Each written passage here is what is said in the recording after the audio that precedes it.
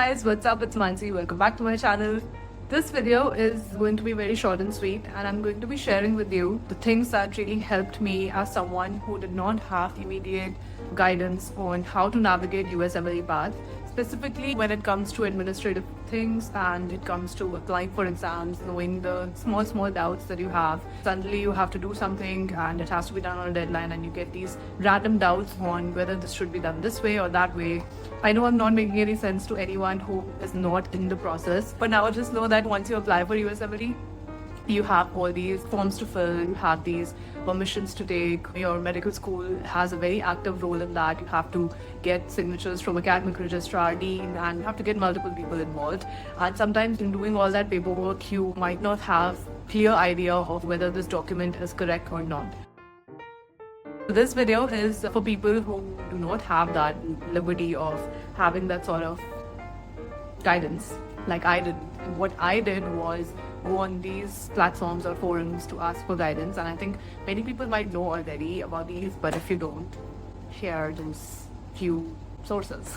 Alright, so the first one and the most helpful one, I would say, with a double-edged sword, I should mention with a disclaimer on using this platform, Reddit, which is the holy grail for any doubt that you may have and any mundane doubt that anyone can think of. Everyone goes on Reddit, as far as I know, and I think I was one of them as well.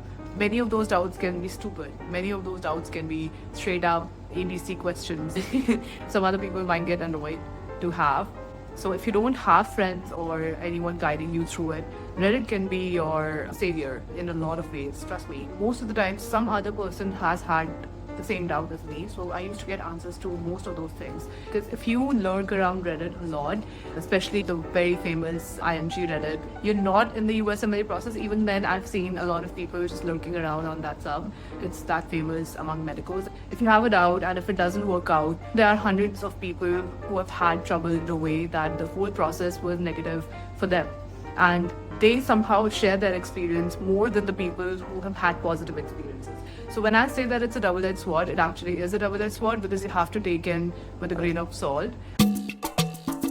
Be very practical about the things that you need to get from Reddit, and don't let all of those misinformed things or the extremes of the things get to you, because I used to let it get to me a lot of times and it didn't help.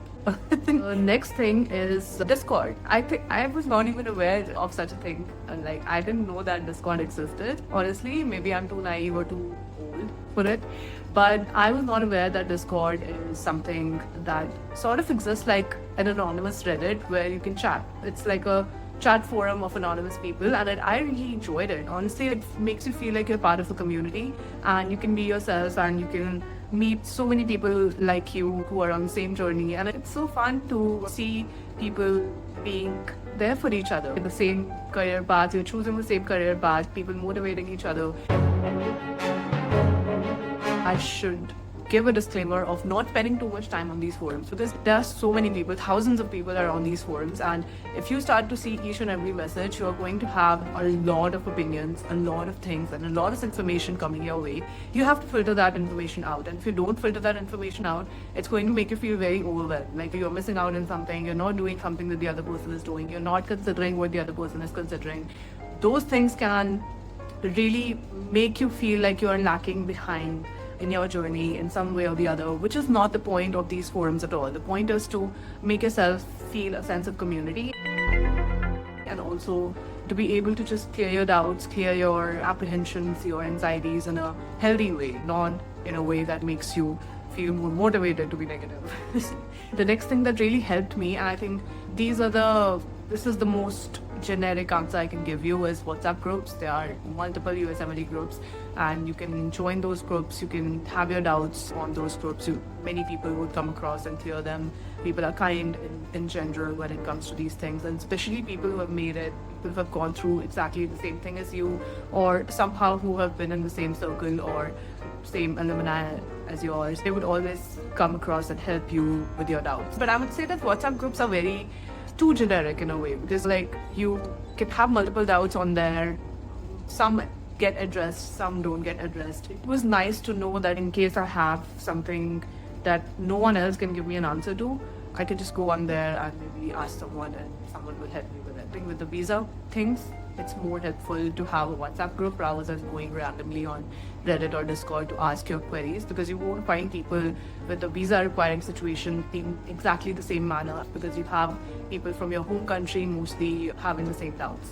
I think the other thing that helped me a lot, personally for me it helped, I don't know if it helps like in general if it helps or not, but when I went for my rotations, when I went for my observerships, I met a lot of nice people. Like they were the nicest, the kindest people, the residents that I met during my rotations. There were university programs and Paul was so amazing, the residents were so amazing, faculty, everyone. So I made some friends, some contacts, some acquaintances, and it's weird how you meet people along the way and how they come across and they help you in some little way that they don't even realize, and somehow it sticks with you. I think that sort of thing is also something that helped me a lot, and so I would say networking during your rotations is very important. I won't say that you should go and look for networking opportunities during rotations. Just be yourself.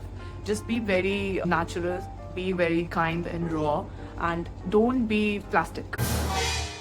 I was very lucky in that was when I went to Miami for my rotation, I met someone on Reddit actually. I think I was looking for something related to Miami accommodations, and then we started talking on Reddit, and then she was also going to be there in the same month and at the same hospital that I was going. So it really was a chance event, and somehow we connected and we found out that we had similar routines as well. We had the same schedule.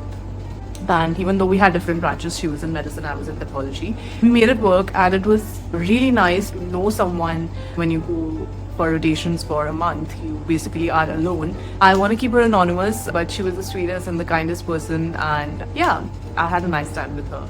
The point being that you meet people along the way, you make friends along the way, and they can somehow also help you in some little ways possible. And even if you don't have your alumni or your immediate seniors helping you or having that sort of support system that you might need for this journey, these things, these platforms can really come through if you use them correctly without making it too much.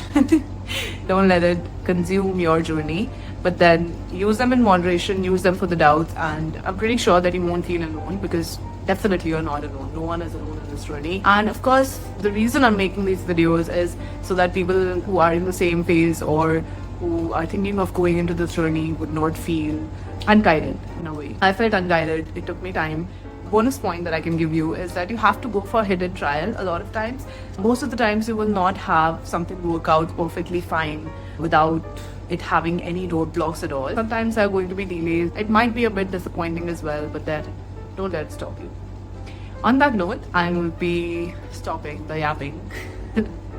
This was supposed to be a short video actually, but I think I've talked for a longer time than I intended to. I should actually put a timer to my videos, like they should stop recording after like 6-7 minutes. Anyway, if you made it to the end of the video, thank you so much for watching, and I will keep giving you these little snippets of random stuff, and I will see you guys next time. Bye bye, take care.